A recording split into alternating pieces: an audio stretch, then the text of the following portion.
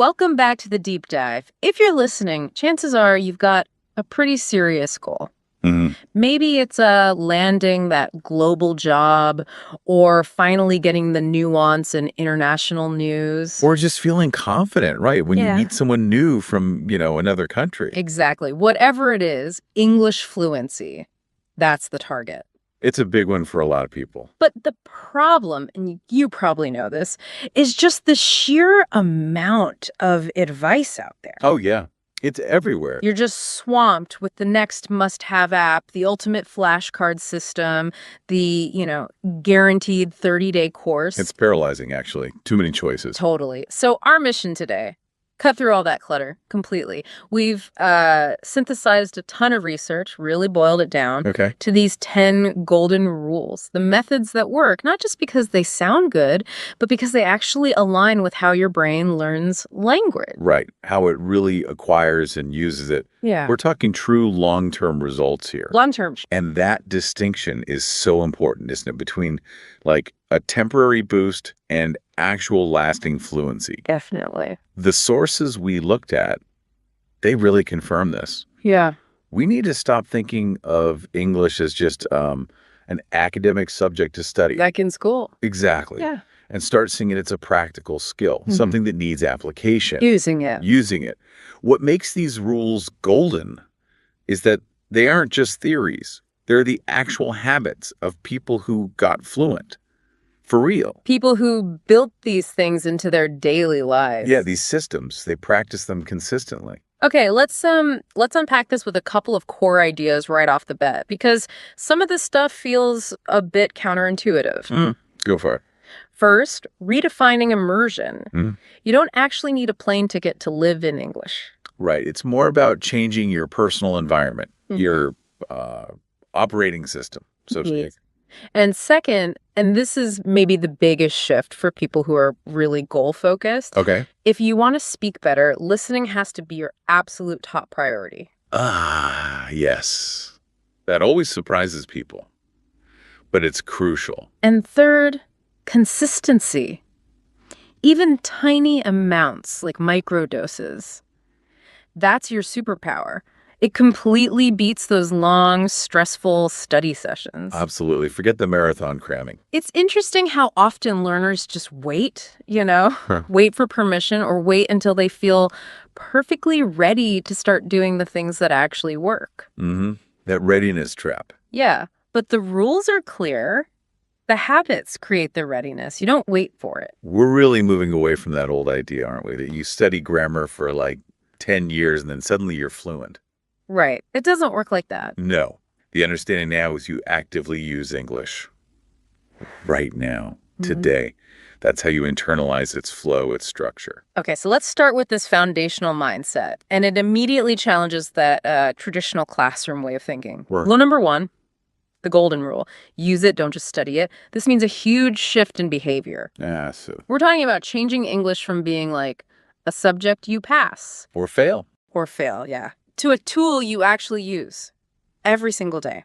And the neuroscience behind this is really cool. When you study, reading grammar notes or looking up single words, you're mostly doing passive recognition. Okay, so you might recognize it on a test. Maybe. But when you use the language, when you have to actually pull it out of your brain to make a sentence, even just one in your head, Ah. that's retrieval practice. And that creates much stronger, more permanent memories because your brain goes, oh, wait, this is useful. I need this to communicate. That makes total sense. If the brain thinks, I need this word right now to function, it holds onto it tighter. Exactly. It prioritizes it. So what does this daily use actually look like? Because, for a lot of us, English still feels like this separate thing, something you do for an hour on Tuesday nights. Yeah, we need to break that habit. The sources talk about specific strategies for what they call ambient immersion. It's mixing rule 1, using it, with rule 10, surrounding yourself. Ambient immersion. I like that. It's about deliberately weaving the language into the kind of background noise of your life. The easiest place to start. Change the language on all your devices. Your phone, computer. Phone, computer, smart TV, everything. Suddenly you're seeing English menus, settings, notifications. like dozens of times a day. That seems almost too small, but I guess the cumulative effect, interacting like 50 times a day, it must build up. It really does Yeah. because it lowers the stress. There's no pressure reading a notification in English, right? Mm. It's just functional. True. Another really good habit is daily writing. And this doesn't mean, you know, writing a perfect 5-paragraph essay. Okay, thank goodness. No, no, just write your simple to-do list in English Hmm. or diary entry that's only like 3 sentences long. Reminders for yourself, all in English. And the ultimate goal here, which I suspect sounds kind of terrifying to many people, is consciously trying to think in English. That inner voice we all have going, turning that stream into English. How do you even start that without feeling totally overwhelmed? You start really small. Maybe just narrate simple things you're doing. Like while you're washing the dishes, you think, okay, I'm washing the blue cup now. The water feels hot. Ah, okay. Just describing the immediate moment. Exactly. It forces your brain to work in English without an audience. You're practicing pulling out words and building sentences in real time. And that combination, that's Rule 10 in action. You're creating immersion wherever you are. Right, even if you're miles from an English-speaking country. And it's not just phone settings, it's about actively choosing your media too, right? Bringing English to you. Correct. Immersion today is so much about digital choices. You absolutely should follow English-speaking creators on social media. Not just teachers. No, not just teachers. Creators talking about your hobbies, cooking, gaming, sports, whatever you're into. And crucially, the sources say you need to participate actively. Ah, okay. So don't just scroll. Exactly. If you read a post in English, don't just passively absorb it. Try commenting on it, even if it's just a simple phrase like, great point, or I agree. That's the key step, isn't it? Commenting forces you to actually produce language, even a tiny bit. It turns that scrolling from passive watching into active, low-risk practice. Precisely. Your digital life becomes this like 247 language lab, Mm. and it doesn't cost you anything extra. Hashtag tag 1.2, the power of consistency over intensity, Rule 9. Okay, this leads perfectly into Rule 9, which Yeah. really pushes back against the idea of the heroic, super intense study session. Ah, yes. The weekend warrior approach. Yeah. We're sort of conditioned to think progress means blocking out like 4 hours on a Saturday morning, but the research is clear. The secret isn't intensity, it's consistency. This is probably the biggest relief for anyone trying to learn English who also has, a life. Right. The key metric is this. 15 minutes of focused practice every day is way, way more effective than 2 hours crammed in just once a week. It fundamentally beats it. Why is that? Why does the Saturday morning effort just fizzle out? It's about memory consolidation. When you cram intensely but rarely, you're basically just flooding your short-term memory. Your brain doesn't get the chance to properly file that information away as long-term usable knowledge. You might create some initial neural pathways for that language, but they start to weaken and decay before you revisit them a whole week later. Ah, so they just fade. They fade. But small, daily, consistent efforts, even just 15 minutes, keep those pathways active. You keep reinforcing them. It's like building muscle memory or, language memory. It stops the decay. Okay, but what if I have, say, a big presentation in English next week? Shouldn't I just lock myself away and cram grammar rules to feel ready? Well, that cramming might help you recognize the right word during the presentation, maybe. Short-term recognition. But it absolutely does not build fluency. Define fluency again in this context. Fluency is about quick retrieval, automaticity, being able to use the language without consciously thinking about every single rule. Consistency builds that automaticity, cramming. It's useful for maybe passing a test, but it's a terrible long-term strategy for actually speaking fluently. So, if we're aiming for just 15 minutes a day, what are some practical ways to actually do that? Ways to overcome being tired or just feeling like you don't have the structure? You need to stack the habit onto something you already do every day. Like if you always commute, Yeah. listen to one short English podcast segment, maybe just 10 minutes on the way, boom, Rule 9 in action. Yeah. If you always read a bit before bed, switch that book to an English one. Commit to maybe learning just 3 new words from the story each night. Contextual words like we just discussed. Exactly. And if you cook dinner every night, That's your time for that inner narration, talking to yourself. perfect. The source material uses this great analogy. Consistency is like watering a plant. Okay. You wouldn't just dump a massive bucket of water on it once a month and expect it to thrive, right? Yeah, I'd probably drown it. Right? It needs small, regular amounts. That little daily drop keeps the growth steady, sustainable, and maybe just as important, it avoids that huge mental hurdle of thinking, ugh, I have to find 2 exhausting hours for this. Yeah. Tag 1.3, embracing mistakes as essential feedback. Rule 8 and 6. And that sustainable approach, that consistency, it frees us up mentally to tackle the next big thing. Yeah. How we view mistakes. Rule 8 is absolutely non-negotiable. Okay. You cannot improve without making mistakes, Mm-hmm. period. They need to be reframed immediately. They're not failures. They're not reasons for embarrassment. They're feedback. Essential feedback. Crucial data points that tell you exactly what you need to work on. This is where so many learners just stall out, though. They hit that conversational plateau because they're terrified of looking stupid. Mm-hmm. Especially in front of colleagues or, people they want to impress. Yeah.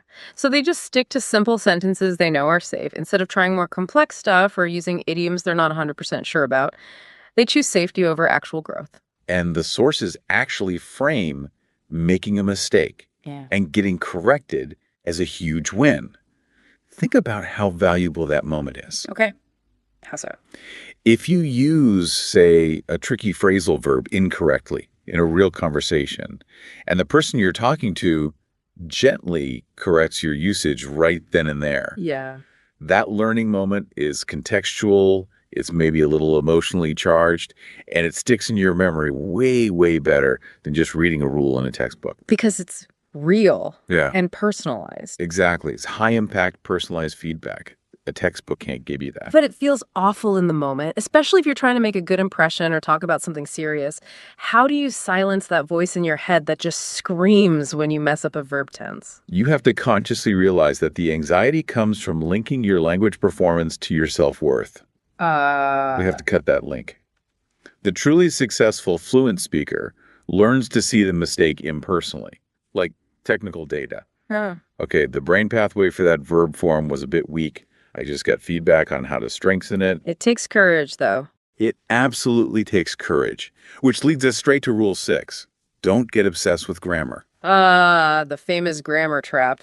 This fear of mistakes is totally tangled up with obsessing over getting every single grammar rule perfect before you dare to speak. Yes, we treat grammar like this impossible gatekeeper. You must pass the grammar test before you can talk. And that obsession is probably the single biggest block to actually becoming fluent. Grammar's important, obviously, but it's only the structure. The frame. Exactly. The analogy they use is perfect. Grammar is the frame of the picture. It holds it together, gives it shape. But the beauty of the picture, the thing that actually communicates your meaning and emotion, that's your message, your idea. So the big insight here is perfect grammar does not equal fluency. Not at all. Fluency is being able to get your ideas across, even complex ones, confidently, clearly, and reasonably quickly, without that constant fear of making a tiny error stopping you mid-sentence. If you're only focused on grammar rules, your speaking is going to be painfully slow because you're mentally checking verb tables in word order before every single word. Like translating in your head. Constantly. The recommendation is to learn grammar more naturally, implicitly, through use.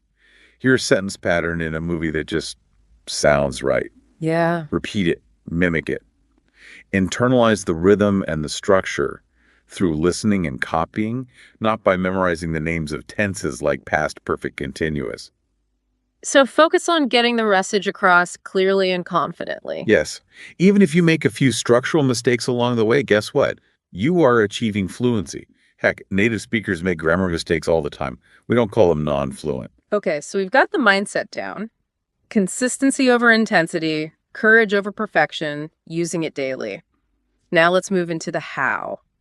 Section 2 is all about practical language input, training your ears, and picking up vocabulary in a way that actually sticks. Hashtag tag 2.1, why listening must be the priority. Rule 2. All right, this one, rule 2, feels like a really big pivot for a lot of motivated people. If my main goal is speaking, for that job interview or presentation, why on earth does listening have to be the absolute top priority? It seems backward. Prioritizing passive intake when active output is the goal. Yeah, it does seem backward at first glance.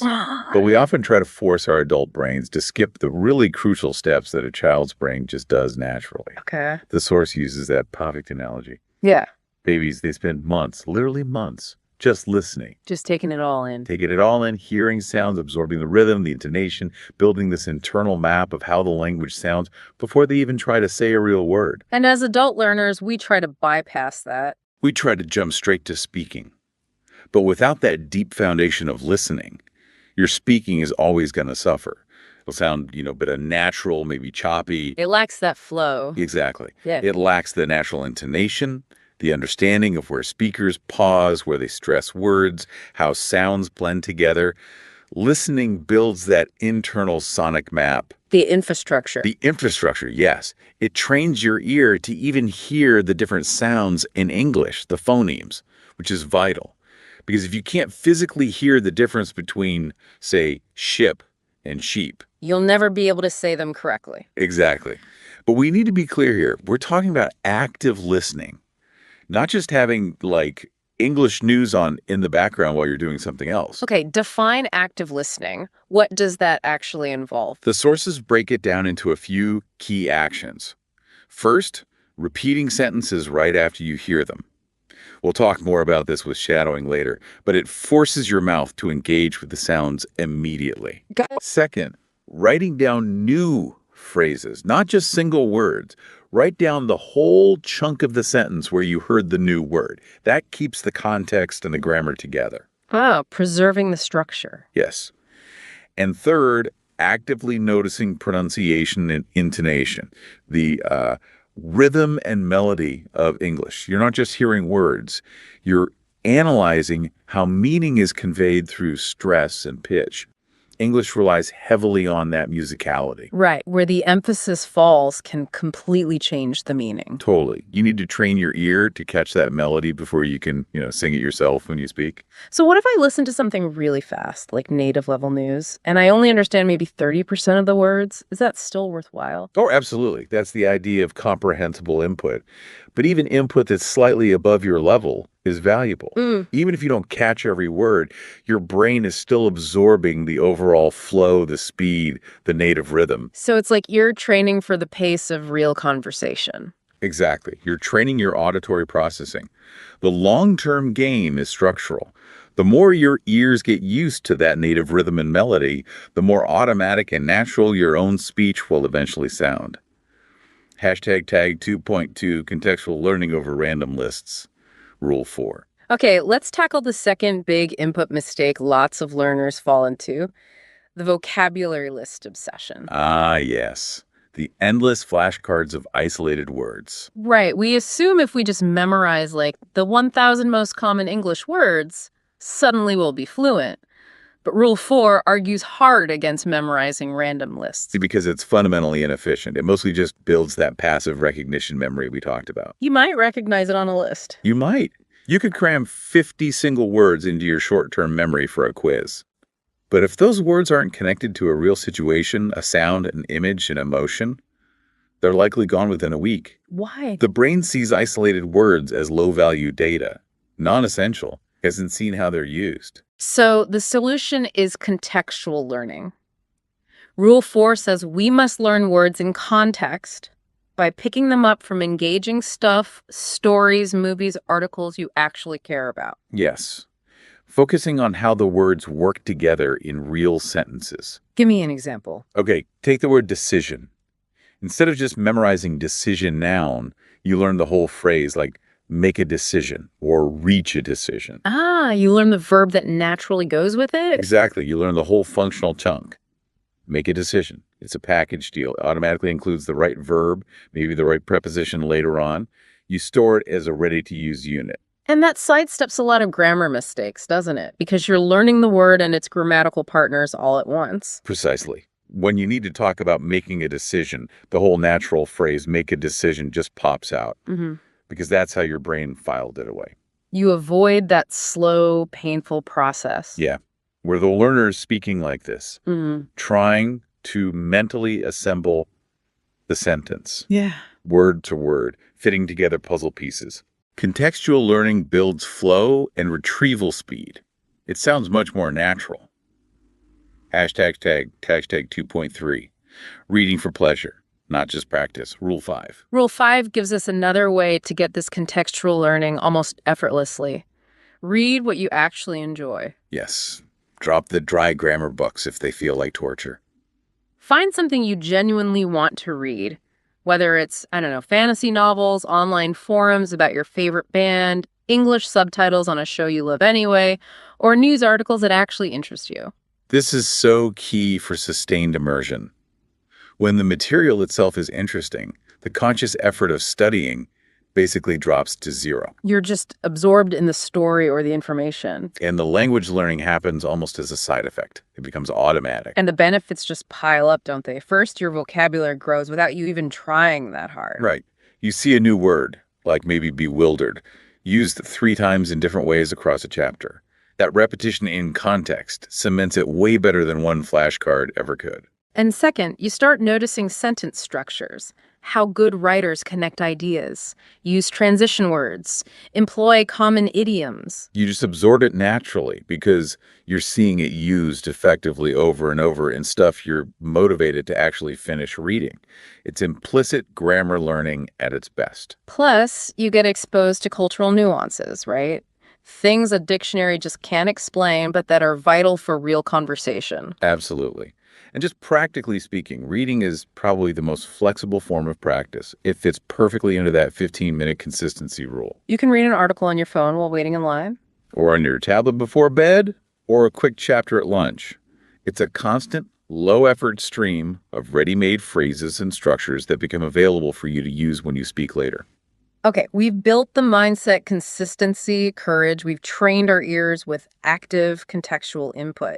Now we get to the really crucial part, section 3, output mechanics. This is the leap from knowing stuff passively to actually using it confidently. Hashtag 3.1, activate the speaking muscle, rule 3. And rule 3 lays down the slightly uncomfortable truth. Nobody ever feels perfectly ready to speak. We wait for that magic moment. That mythical moment of, okay, now I'm ready, but it never actually arrives. If you wait until you feel 100% perfect before you start speaking, you'll just stay stuck on that intermediate plateau forever. You have to start producing output much earlier than feels comfortable. Much earlier. Speaking is like a muscle, a physical skill. Right. It involves actually moving your mouth in ways that might be new, coordinating your tongue, lips, throat quickly. You don't build muscles by reading about weightlifting. You build it by lifting the weights. Yeah. So we have to start small, start safe. Okay, how? The first phase should be super low stakes, totally private. The sources really push consistent self-talk. Just talking to yourself. Yep. Narrate what you're doing. While you're cooking, okay, now I'm chopping the onions. While you're walking, that dog looks friendly. While you're driving, planning your day out loud. What does that achieve? It forces your brain to retrieve words and build sentences on the fly, instantly, but without the massive pressure of someone else listening and potentially judging your speed or mistakes. Okay, that makes sense. And another simple technique here is recording yourself, right? Yes. Recording your own voice. It feels weird at first, definitely. It's super weird. But it gives you immediate, non-judgmental feedback. You hear exactly how you sound. You catch your own common errors. You can focus on improving clarity or speed without worrying about slowing down a conversation partner. So build that initial confidence, talking to yourself, listening to yourself. Then what? Then the next step is external practice. And this is where Rule 3 really emphasizes communication over grammatical perfection. We have to find ways to practice with others where the main goal is just connecting. Okay. Like what? Things like joining online speaking groups or using language exchange apps. HelloTalk Tandem are popular ones. Where you get paired with a native speaker who's learning your language. Exactly. They're usually structured, supportive environments. You get real-time interaction where the goal is just successful communication, understanding each other, not getting a grade. And if you can't afford, like, a professional tutor. These free exchange apps are fantastic. The trick is finding a partner who's patient and genuinely wants to exchange, you know, someone who will give you those helpful contextual corrections we talked about earlier. Because you're actively using that speaking muscle then, forcing it to retrieve words and structures quickly, sometimes under a bit of pressure. Exactly. And we have to keep reminding ourselves what the goal is here. Clear, confident communication. When you speak, even if you hesitate or make a few mistakes, which are just data points, remember, you're making progress. You're teaching your brain English is a tool to be used. Not some fragile artifact to be kept perfect on a shelf. Hashtag tag 3.2 figure. The power of shadowing for fluency and accent, Rule 7. Okay, now for Rule 7, shadowing. This gets highlighted as one of the absolute fastest, most effective ways to bridge that gap between understanding English and actually sounding natural when you speak it. Yes, shadowing is powerful. It tackles both fluency and accent at the same time. Why is it so effective? It's unique because it forces your entire language system, listening, processing, speaking, to work together in real time, like simultaneously. It's multitasking for your language brain. Exactly. It's an intense workout in parallel processing. Okay, walk us through exactly how to do it. It sounds like it needs focus. It does need focus, but the task itself is pretty simple. First, find a short audio or video clip, maybe 30 seconds, maybe a minute, native speaker talking. Could be YouTube, a podcast snippet, an audiobook. Got it. Short clip. Then here's the core step. You play the clip and you try to speak along with it at the exact same time, like you're their shadow. So not repeating after them, but talking with them. Simultaneously. Yeah. You're trying to match their speed, their pauses, their rhythm instantly. But it's not just saying the words, right? There's more to it. Crucially, no. You're not just parroting words. You have to try and imitate everything, their exact pronunciation, the rhythm and timing, and really importantly, the emotion and the tone. Ah, okay. So if they sound excited, you try to sound excited too. Yes. If they're speaking quickly, urgently, you match that pace. You're copying the whole package. The words, the music, the feeling. What's happening in the brain and mouth when you do that? They call it building motor memory. Shadowing physically trains your mouth muscles, tongue, lips, to make the quick, sometimes unfamiliar movements that native English speech requires. Like muscle memory for your mouth. Exactly. And mentally, it trains your brain to sort of bypass that slow, conscious translation step, that careful planning stage. You're forcing yourself to access and produce language more automatically, like native speakers do, processing and producing at conversation speed. So it bypasses the analytical part, the is my grammar right worry. Completely. And it shifts the focus to, does this sound right? Does it feel right? Moving language from just knowing the rules to actually being able to use it automatically. That's the goal. And the sources are really positive about the results. They highlight that even just doing this for, say, 10 minutes a day, Just 10. can lead to a really noticeable difference in your speaking confidence, your clarity, even your accent in just a few weeks. It's a very high return practice. And it fits perfectly with Rule 9 consistency. Hashtag tag outro. Synthesis and final thought. Wow. Okay. So we've covered all 10 golden rules. We went from the mindset stuff, courage, consistency, through the input strategies, active listening, reading what you love, and then landed on the output mechanics, talking to yourself, shadowing. We really try to cut through that noise that swamps learners. Yeah, and pulling it all together, synthesizing these 10 points, it just confirms there's no secret trick, no magic formula you can buy. Right. Fluency isn't something that just happens overnight because you found the right app. No, it's the steady compounding result of combining these kinds of habits consistently over time. So the real secret formula, if there is one, is knitting these actions together. Actively listen to get the rhythm, bravely speak, even if it's just to yourself to build the muscle. Read what you genuinely enjoy to grow vocabulary effortlessly.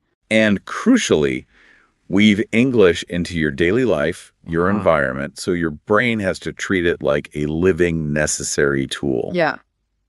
The final analysis seems clear. Fluency really springs from connection, from curiosity, and absolutely from consistency, not just from academic study. We have to stop seeing English as just a school subject you have to master perfectly and start seeing it as this amazing tool for connecting with people, exploring ideas. Which brings us to our final thought for you, the listener. That provocative takeaway. Mm-hmm. The single biggest thing holding you back from fluency. It's probably waiting.